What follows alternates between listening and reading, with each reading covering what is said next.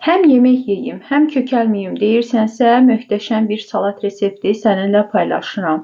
Kələm, toyuğun sinə əti, noxud, smetan, yağlı olmasına diqqət edin, duz, yaşıl soğan, şüyüd, daha sonra isə qırmızı biber.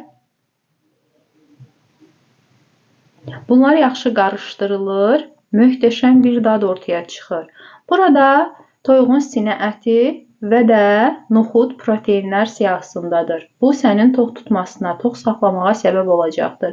Lifli qidalar isə həmçinin bədənində bağırsaqlarının fəaliyyətini yaxşılaşdıracaqdır, qəbizliyin qarşısını alacaqdır. Ümumiyyətlə bu salatı hazırladım. Evdə olan hər kəsin xoşuna gəldi və də faydasını pasientlərimdə görürəm. Çox yaxşı kilo verməyə səbəb olur.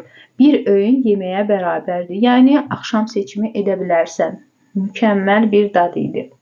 Hazırlayan hər kəsə nuş olsun.